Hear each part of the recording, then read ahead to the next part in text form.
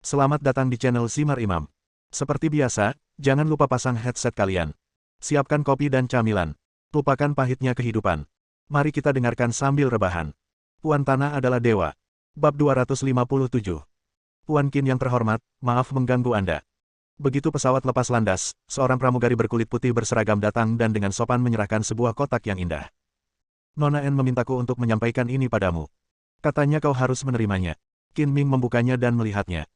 Di dalam kotak itu ada cincin kuno yang ingin diberikan kakek Ani kepadanya ketika dia berada di rumah sakit. Kini N sudah tak ada lagi di hadapannya, ia ingin menolak namun tak bisa menemukan siapapun, jadi ia harus menerimanya. Ji Rumeng yang duduk di seberangnya melihatnya dengan rasa ingin tahu dan merasa bahwa cincin kuno emas gelap ini sangat berharga. Bahkan keluarga melalui berusaha menyenangkan Qin Ming, yang membuatnya semakin penasaran dengan identitas Qin Ming. Puan Qin, jika Anda butuh sesuatu, tanyakan saja kepada saya. Saya tidak akan mengganggu istirahat Anda. Pramugari itu tersenyum manis dan mundur. Qin Ming menyingkirkan cincin kuno itu, mengambil gelas anggur merah yang disiapkan di atas meja, dan berkata sambil tersenyum, Nona Ji, ini perjalanan yang panjang. Selamat atas waktu menyenangkan yang bisa kita habiskan bersama. Cheer.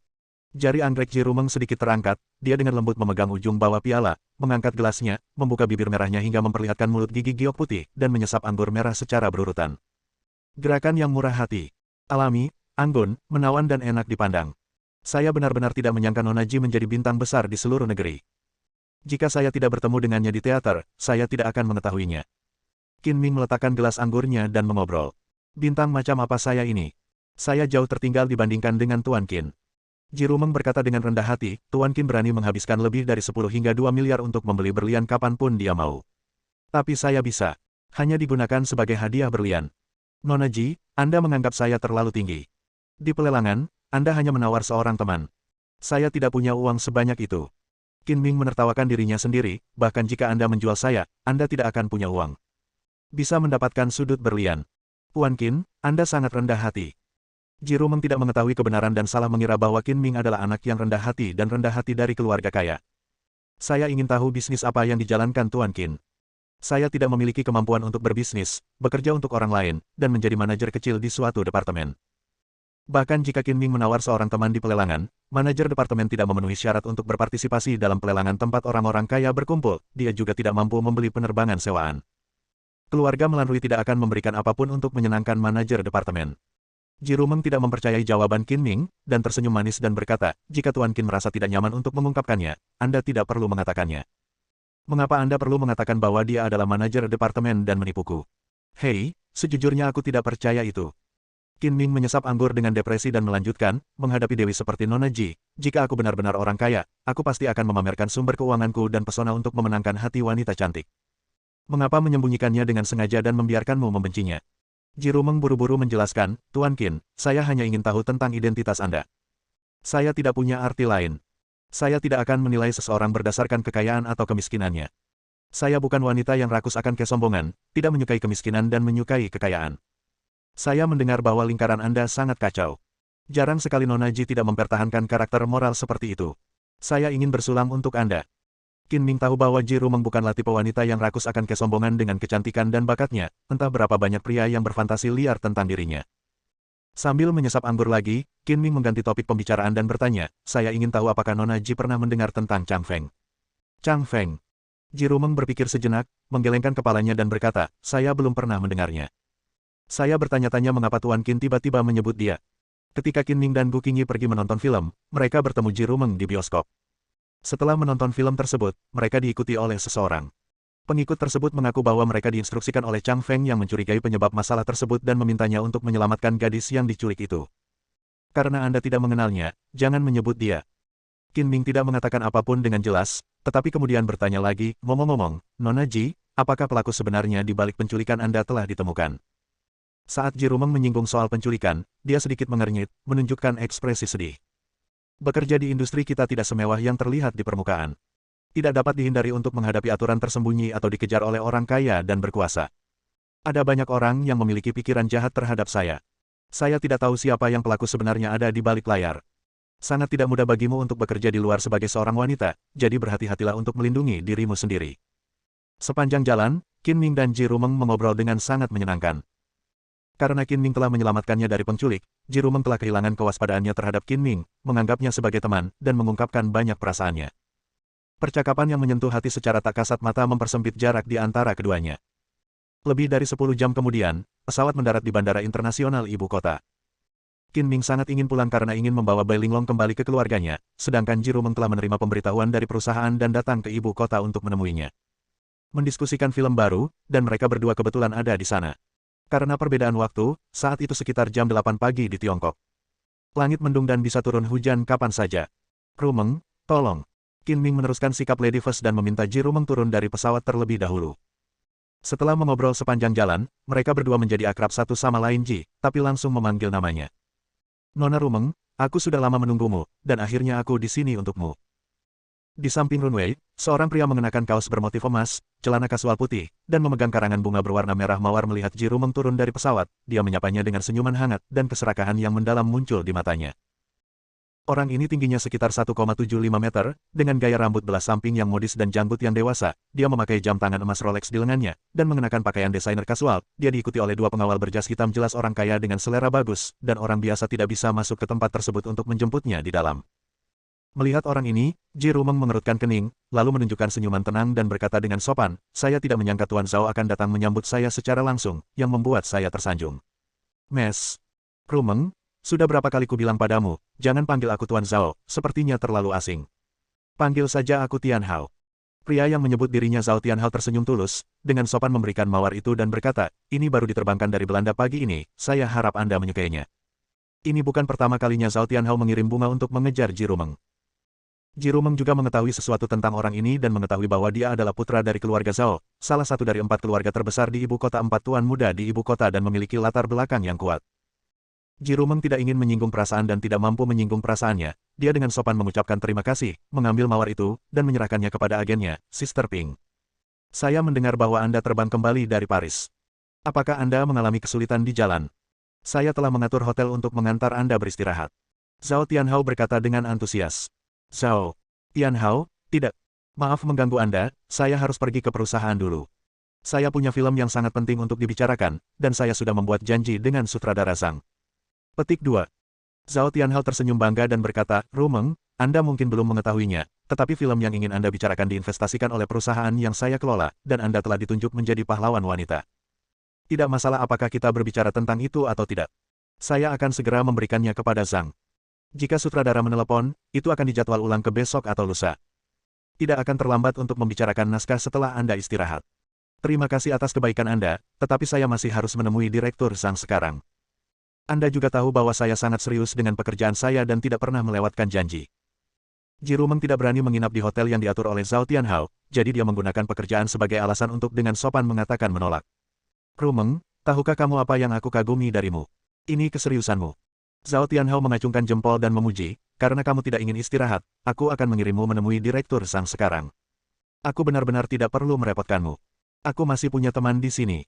Perusahaan mengirimkan mobil untuk menjemputku dan mengantar teman-temanku pergi, kata Ji Rumeng malu-malu. Baru kemudian Zhao Tianhao memperhatikan Qin Ming, kilatan permusuhan yang tidak bersahabat melintas di matanya, dan dia mengangguk ke arah Qin Ming dengan munafik. Siapa ini? Ini temanku, Qin Ming. Ji Rumeng memperkenalkan. Ternyata itu Tuan Qin, halo, halo. Zhao Tianhao mengulurkan tangannya dengan ramah, berjabat tangan dengan Qin Ming, dan berkata dengan ekspresi arogan, Yang mulia, Zhao Tianhao, berasal dari Zhao keluarga, salah satu dari 4 keluarga besar di ibu kota. Melihat wajah Tuan Qin, mungkin bukan dari ibu kota, saya bertanya-tanya dari mana Tuan Qin memperoleh kekayaannya. Saya dari kota Donghai. Saya tidak ingin menjadi orang kaya. Saya hanya manajer departemen perusahaan. Jawab Qin Ming. Melihat bakat Tuan Qin, sayang sekali menjadi manajer departemen. Zhao Tianhao mengatakan ini, tetapi ada sentuhan penghinaan dan penghinaan di matanya seorang manajer kecil. Di mataku, dia lebih buruk dari apapun, jika Rumeng tidak hadir, aku tidak akan repot-repot melihatmu. Tentu saja saya tidak bisa dibandingkan dengan Tuan Zhao. Anda adalah orang yang berkuasa di ibu kota, dan saya hanyalah orang yang kurang dikenal. Mendengar pujian Qin Ming, Zhao Tianhao menjadi lebih sombong. Dia tidak mau repot-repot memperhatikan orang tidak penting seperti Qin Ming. Dia menoleh ke Ji Rumeng dan berkata, Rumeng, aku tidak bisa mengabaikan temanmu. Ayo lakukan ini. Sampai jumpa bersama. Qin Ming tahu di dalam hatinya bahwa Zhao Tianhao berbicara dengan sopan, dan dia pasti tidak senang memberikannya kepadanya, dan dia tidak ingin ada hubungannya dengan Zhao Tianhao. Saya tidak akan mengganggu Anda, Tuan Zhao. Saya akan naik taksi dan pergi. Oke, kalau begitu aku tidak akan menahanmu. Jika Tuan Qin menemui masalah apapun di ibu kota, datang saja padaku. Tidak ada yang tidak bisa dilakukan Zhao Tianhao di area seluas 3 hektar di ibu kota ini. Zhao Tianhao berharap Qin Ming segera pergi. Jangan ganggu dunia antara dia dan Ji Rumeng. Tentu saja, dia tidak akan membantu Qin Ming. Ini hanya untuk menunjukkan kekuatannya. Qin Ming, teman yang ingin kamu datangi kebetulan lewat bersamaku. Sampai jumpa. Kamu tidak perlu naik taksi. Melihat sikap antusias Ji Rumeng terhadap Qin Ming membuat Zhao Tianhao sangat tidak senang. Saya bangun pagi-pagi sekali dan menunggu setengah jam, tetapi orang ini benar-benar menembus saya dan merusak perbuatan baik saya. Oke, permisi, ayo pergi. Qin Ming tidak sopan kepada Ji Rumeng, mengambil kesempatan itu untuk marah pada Zhao Tianhao, dan berjalan menuju pintu keluar pesawat. Bab 258. Zhao Tianhao tidak senang mengirim Qin Ming pergi, tetapi Ji Rumeng bersikeras untuk pergi bersama Qin Ming, jadi dia harus dengan munafik mengundang Qin Ming ke mobil mewah dan memberikan Hummer yang disiapkan khusus untuk menyambut Ji Rumeng, dan Ji Rumeng agen saya, saudari Ping, dan stafnya mengambil mobil perusahaan dan mengikuti di belakang. Extended Hummer memiliki tampilan yang mendominasi dan dekorasi interior yang elegan, layaknya kamar hotel mewah bergerak, bahkan memiliki lemari es dan rak wine, sehingga dapat digunakan baik untuk keperluan bisnis maupun istirahat. Rumeng, kamu telah bekerja keras selama ini. Minumlah segelas anggur merah dan bersantailah. Zhao Tianhao mengeluarkan sebotol anggur merah dari rak anggur. Setelah membukanya, aroma anggur tiba-tiba memenuhi udara. Siapa yang tidak mengerti anggur merah bisa mencium bau ini. Saya juga tahu dari aromanya bahwa itu pasti anggur yang enak. Untuk menyambut Ji Rumeng, Zhao Tianhao menyiapkan segalanya, termasuk anggur dan makanan. Hidangan tersebut dipesan dari Hotel Bintang 5 dan ditempatkan di kotak makanan terisolasi, yang masih mengepul panas saat dikeluarkan. Ini adalah Romaniticon berusia 11 tahun yang saya persiapkan khusus untuk Anda. Romaniticon dikenal sebagai anggur jutawan, tetapi hanya miliarder yang bisa meminumnya. Jika saya tidak punya cara, saya tidak akan bisa meminumnya. Untuk mendapatkannya, hanya ada satu anggur yang terkenal di dunia. Anggur jenis ini layak untukmu. Saat dia berbicara, Zhao Tianhao menuangkan 2 gelas anggur merah, menyerahkan satu kepada Ji Rumeng, dan mengambil yang lainnya sendiri.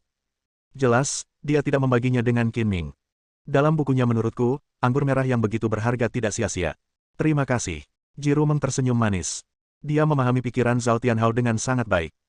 Meskipun dia tidak menyukai Zhao Tianhao, tidak ada wanita yang tidak menyukai pria yang begitu perhatian dan penuh perhatian. Dia lebih tenang dan tidak tersesat dalam pemikiran seperti ini. Romanidikan, Tuan Zhao sangat murah hati, terima kasih. Qin Ming tidak memperhatikannya, dan membuat cukup makanan dan pakaian sendiri. Dia langsung mengambil botol anggur dan meminumnya dari mulut ke mulut berbeda dengan minum air dingin gratis. Zhao Tianhao tertegun beberapa saat, dan kemudian seluruh wajahnya menjadi hitam dan tubuhnya sakit. Sebotol anggur berharga senilai 300.000 yuan hancur seperti ini, yang membuatnya ingin mengutuk. Ji Rumeng tidak bisa tertawa atau menangis, dia tidak menyangka Qin Ming akan melakukan perilaku kasar seperti itu. Di lelang Paris, dia telah melihat sisi mulia Qin Ming sebagai seorang pria sejati, dan sekarang dia melihat sisi vulgar dari Qin Ming, yang membuatnya semakin marah. Saya tidak bisa melihat orang seperti apa Qin Ming itu. Qin Ming meminum setengah botol dalam satu tarikan napas dan menyeka sudut mulutnya dengan pikiran yang belum selesai. Anggur yang enak, anggur yang sangat enak. Terima kasih Tuan Zhao atas keramah tamahan Anda. Perlakukan adikmu, ini belum disiapkan untukmu. Aku pernah melihat orang berkulit tebal, tapi aku belum pernah melihatmu begitu tidak tahu malu. Zhao Tianhao sangat marah, dan dia harus berpura-pura menjadi murah hati dan heroik di luar. Selama Tuan Qin menyukainya, botol ini cocok untukmu. Mengapa kamu sangat malu? Anggur yang baik harus dibagikan kepada semua orang. Minumlah dengan cepat, lalu saya akan menuangkan segelas lagi untuk kamu. Qin Ming tersenyum malu-malu dan berkata dengan malu-malu. Saya sudah menyiapkan 2 botol. Anda bisa meminum botol ini sendiri. Melihat Qin Ming mendapat keuntungan dan bertingkah seperti anak baik, Zhao Tianhao bahkan lebih tidak senang. Dia diam-diam mengutuk orang desa yang belum pernah melihat dunia. Air liurmu mengalir ke dalam anggur. Aku takut tertular AIDS. Ada botol lain. Tuan Zhao memang orang kaya. Qin Ming mengacungkan jempol, tapi melirik ke arah rak anggur, seolah sedang mencari botol lainnya. Betapa tidak tahu malunya Anda makan dari mangkuk sambil berdiri di dalam panci. Paru-paru Zhao Tianhao hampir meledak karena amarah, tetapi dia tidak bisa mengungkapkannya di depan Ji Rumeng. Tiriskan anggur sekaligus. Sementara botol Qin Ming belum habis, dia buru-buru membuka sebotol Romanidikan lagi, menuangkan segelas untuk dirinya sendiri, lalu meletakkan botol itu di bawah meja kopi agar tidak direnggut lagi oleh Qin Ming. Tidak lama setelah mobil sampai di jalan, di luar mulai turun hujan dan semakin deras. Hujan deras membuat mobil mengeluarkan bunyi berderak, terdengar seperti kacang goreng. Jalan licin saat hujan, dan kami mengalami kecelakaan mobil sehingga menyebabkan kemacetan yang berlangsung lebih dari 1 jam. Zhao Tianhao mengobrol dengan Ji Rumeng sambil minum, terbang di langit dan bawah tanah, berlari di laut, dan berbicara omong kosong. Jirumeng tidak ingin menyinggung perasaan Zhao Tianhao, jadi dia mendengarkan dengan sabar dan tertawa bahagia bersama dari waktu ke waktu. Bahkan senyumannya yang bertentangan dengan keinginannya pun sangat mempesona. Zhao Tianhao diam-diam menelan ludahnya dan berteriak dalam hatinya bahwa itu sangat disayangkan. Tanpa Qin Ming, betapa besar kesempatan untuk mencium Xiang Ze di momen yang indah, tetapi itu dirusak oleh pria sialan Qin Ming yang sangat saya inginkan untuk menendangnya. Qin Ming tidak tertarik mengobrol dengan Zhao Tianhao dan tidak ada yang perlu dibicarakan. Dia minum dan makan sambil menikmati pemandangan hujan di luar jendela, yang sangat menyenangkan. Meskipun Zhao Tianhao melindungi botol Romani Dicon, dia gagal melindungi anggur terkenal lainnya di rak anggur. Qin Ming membuka 5 botol untuk dicicipi di sepanjang jalan. Selain itu, Zhao Tianhao mengetahui bahwa Qin Ming tahu banyak tentang anggur dan membuka semua yang paling mahal. Dia sangat marah sehingga dia ingin mencekik perampok ini sampai mati di dalam mobil. Jirumeng juga memahami bahwa Qin Ming sengaja marah kepada Zhao Tianhao dan diam-diam mencibir, berpikir bahwa perilaku Qin Ming agak lucu. Setelah akhirnya sampai di tempat yang ingin dituju Jirumeng, Qin Ming turun dari mobil. Qin Ming melirik hujan lebat yang terus-menerus antara langit dan bumi, tersenyum tanpa bahaya dan berkata, hujan masih turun begitu deras. Tuan Zhao, mengapa Anda tidak mengizinkan saya membawa mobil ini ke tempat teman saya? Aku akan memberimu tumpangan lagi, dan aku tidak bisa menyimpan semua anggurku yang terkenal. Jangan memikirkan hal-hal yang baik, dan jangan tunjukkan kebajikanmu dengan berendam dalam air seni. Zhao Tianhao tidak bisa lagi berpura-pura, jadi dia tidak memandang Qin Ming dengan baik, menutup telinga dan berjalan ke dalam gedung sendirian. Puan Qin, mohon tunggu sebentar. Mobil perusahaan akan segera tiba. Saya akan meminta sopir untuk mengantar Anda pergi. Tidak, aku hanya menggoda Zhao Tianhao. Sampai jumpa lagi jika ada kesempatan. Sampai jumpa. Qin Ming melambaikan tangannya dan melangkah ke tengah hujan. Puan Qin, Tuan Qin. Jirumeng berteriak keras, melihat Qin Ming dengan cepat menghilang dari pandangan, meninggalkan sosok yang tinggi dan tegas di benaknya, menggelengkan kepalanya tanpa komitmen. Aneh sekali, sulit dimengerti. Di lantai 4 sebuah bangunan tempat tinggal kelas atas di sebuah komunitas di Beijing, Bai Linglong mengenakan kemeja putih longgar, merentangkan kakinya yang panjang, duduk di ambang jendela, memandang ke kejauhan melalui sepasang mata melankolis dan bingung. Tirai hujan putih, halus dan menawan. Setelah dia ditangkap oleh keluarganya, dia menjadi tahanan rumah. Semua ponsel dan komputernya disita, dan dia tidak dapat berkomunikasi dengan dunia luar. Ada juga orang yang menjaga ruang tamu di luar pintu 24 jam hari, dan dia tidak diperbolehkan meninggalkan kamar bahkan setengah langkah, makan, minum dan tidur. Semuanya diselesaikan di kamar tidur, dan satu-satunya hal yang bisa menemaninya melewati waktu yang menyiksa itu adalah TV. Qin Ming, apakah kamu sudah kembali dari Paris? Tahukah kamu bahwa aku sedang menjadi tahanan rumah di rumah? Maukah kamu datang untuk menyelamatkanku? Bai Linglong bergumam pada dirinya sendiri, ekspresi penuh mimpi muncul di wajahnya, dan barat mau tidak mau muncul di benaknya. Kalimat klasik dari, kamu, kekasih impianku adalah pahlawan yang tak tertandingi. Suatu hari dia akan datang untuk menikah denganku dengan mengenakan baju besi emas dan pakaian suci, dengan awan keberuntungan berwarna-warni di bawah kakinya. Dulu ada cinta sejati di hadapanku, tapi aku tidak menghargainya. Aku menyesalinya hanya setelah kehilangannya. Hal yang paling menyakitkan di dunia adalah ini. Jika Tuhan bisa memberiku kesempatan lagi, aku akan menyukainya. Cinta lagi. Anak laki-laki itu mengucapkan 3 kata, aku mencintaimu. Jika aku harus menambahkan batas waktu untuk cinta ini, kuharap itu akan menjadi 10.000 tahun. Qin Ming, bisakah kamu mendengar panggilanku, suaraku yang tulus? Sambil bergumam pada dirinya sendiri, 2 baris air mata mengalir tanpa suara dari sudut mata Bai Linglong, dan aku merasa kasihan padanya. Tiba-tiba, sesosok tubuh muncul di luar jendela, memandang Bai Linglong melalui jendela besar dari lantai ke langit-langit, dan dengan ringan mengetuk kaca. Mendengar suara ketukan di kaca, pikiran Bai Linglong kembali ke dunia nyata. Dia tertegun selama 5 detik ketika dia melihat wajah orang di luar jendela. Kemudian dia membuka jendela dengan penuh kegembiraan dan memeluk leher orang itu dengan erat dengan tangannya. Dia melemparkan dirinya ke dalam pelukannya, seolah-olah dia takut dia sedang bermimpi dan dia akan menghilang jika dia melepaskannya. Apakah itu kamu, Qin Ming? Benarkah itu kamu? Aku tidak sedang bermimpi, kan? Kak, tolong izinkan aku masuk dulu. Ini lantai 4. Hati-hati jika kamu jatuh dan aku akan lumpuh. Apakah kamu bertanggung jawab membesarkanku selama sisa hidupku? Orang yang datang tidak lain adalah Qin Ming. Dia tidak melakukan apa yang diimpikan oleh banyak wanita. Mengenakan baju besi emas dan pakaian suci, dan menginjak awan keberuntungan yang berwarna-warni, dia mengenakan pakaian basah dan sepatu berisi air tikus. Saya bersedia membesarkan Anda untuk 1 kehidupan, 2 kehidupan, 3 kehidupan, atau kehidupan yang tak terhitung jumlahnya. Bai Linglong yakin bahwa itu benar-benar Qin Ming dalam pelukannya dan itu bukan ilusi, jadi dia melepaskan tangannya dan ucapnya dengan penuh kasih sayang. Ketika seorang wanita mengaku pada dirinya sendiri seperti ini, Qin Ming tidak tahu harus berkata apa dan hanya bisa menanggapi dengan tindakan. Dia berguling ke dalam ruangan dengan gesit seperti kera, memegang Bai Linglong ke dinding, dan menciumnya dengan keras. Bai Linglong memeluk leher Qin Ming dengan erat, mengangkat kedua kakinya yang ramping untuk menjepit pinggang Qin Ming, dan menanggapinya dengan sepasang bibir merah cantik yang sepanas api. Dalam hatinya, setiap wanita ingin memiliki bahu kokoh untuk diandalkan. Meski langit runtuh, tetap akan ada pria yang menggendongnya dan memberinya pelukan hangat. Setelah melalui begitu banyak hal, Bai Linglong merasa bahwa dia akhirnya menemukan pria seperti itu, Qin Ming di depannya. Setelah beberapa saat berciuman penuh gairah, napas Bai Linglong menjadi cepat, payudaranya yang montok dan bangga terus naik dan turun, rasa hasrat manusianya yang pertama perlahan naik, dan dia berkata dengan suara bingung, sayangku, aku menginginkannya.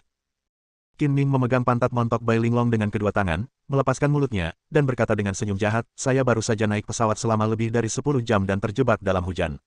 Saya sangat kotor. Apakah Anda menginginkannya juga? Aku tidak peduli, aku hanya menginginkanmu.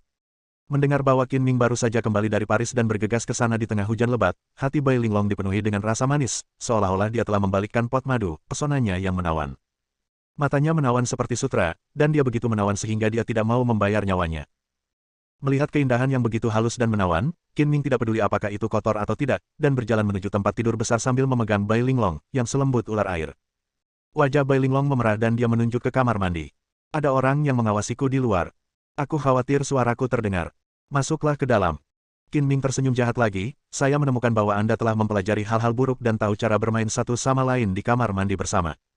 Oke, saya akan memuaskan Anda. Bersambung.